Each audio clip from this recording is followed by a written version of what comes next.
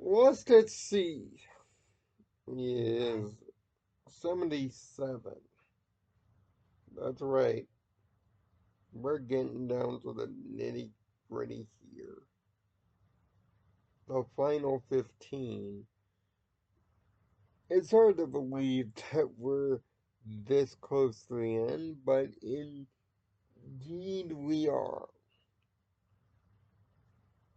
Most of the problem with this season, and the one problem that is undercover in this season, is a lot of these episodes are second chance episodes. What I mean by that is taking a concept that is introduced in an earlier episode or even a real world problem, reintroducing it and doing it again with a slightly different spin.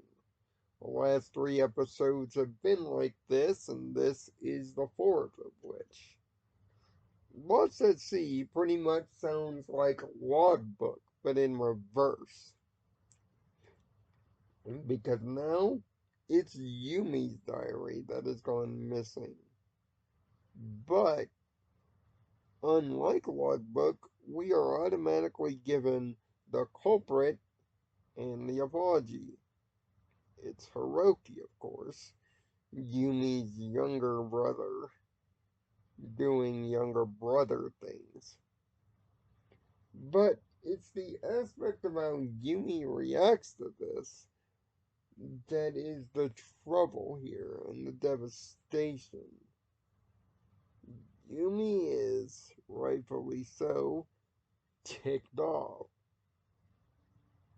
But so ticked off that she, well, disowns her brother, which in a Japanese family carries a weight, big weight. You lose your name, your standing, your house and home.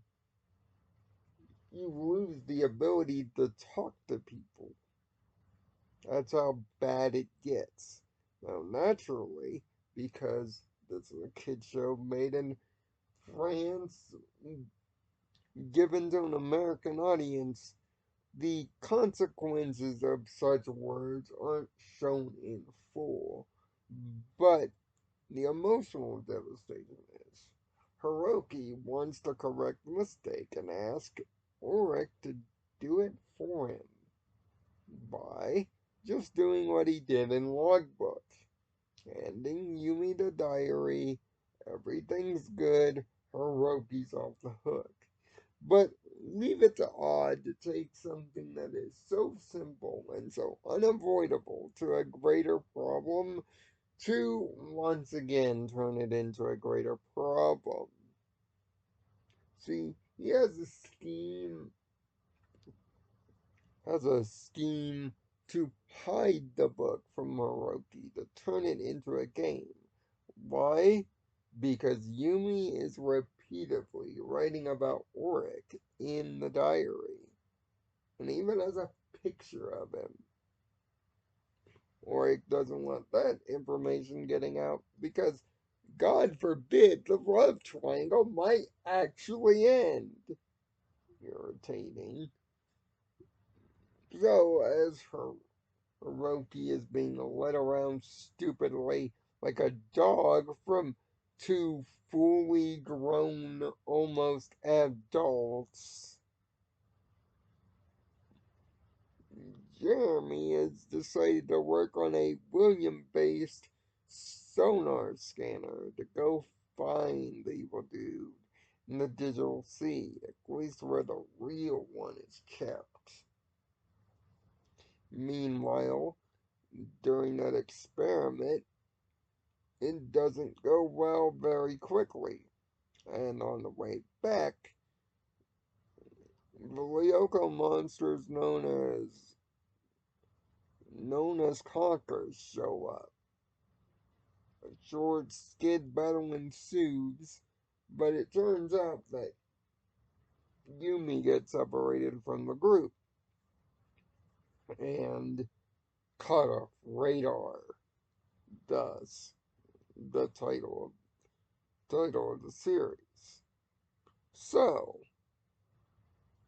it's up to the Yoga Warriors to get Yumi back before the worst happens. Her shield dissolves and she ends up dead. For Yumi in the series can't catch a break. But she uses the time alone to reflect on the degree of her mistake, showing that yes, Hiroki can be annoying, but in spite of all this, there are good things to do, good moments, great moments actually, since showing up at the academy, and even the apology she takes note of. But she gets spotted and does the right thing. Shoots a torpedo and the rescue mission is on. Well, it succeeds. But the big note is William has a mini sub of his own and decides to go dogfighting with the warriors. In this case, he loses. The diary refound by Kiwi, torn up actually, gets brought back to Yumi by Auric. But he decides to give Hiroki the credit for the gift. But this doesn't correct the misleading the poor kid around. Getting around messing with his emotions and Yumi being all up in hers. It just sends a bad message, especially if the ship is actually gonna sail. That's your future brother-in-law. You just decided to lead around on a leash. Would you at least consider his feelings too? I mean, yes, the tension The tension is true, but everything else in the real world sections are, come on, let's not be this stupid, guys. Thankfully, this episode's only a 2 out of 6. It's not an improve over logbook, which was supposed to be the goal in the first place. But we will start talking about the lost episode. Yes, there are some episodes this season that didn't hit broadcast air until way later, but the first of which comes next week. Lab Rat, an episode that didn't see its proper debut until Code Lyoko's on-demand debut in 2007. Combine this with the plotline of Quest for Infinity, and you get a 1-2-2 punch of missing plotline. Unfortunately, I can't talk about the game here, considering I don't have a Wii or an old PS2 lying around. But we are gonna discuss Lab Rat proper, which will finally get this show's main plot moving again. So, until next week, where we get going. After all, we're only down to 13 episodes left.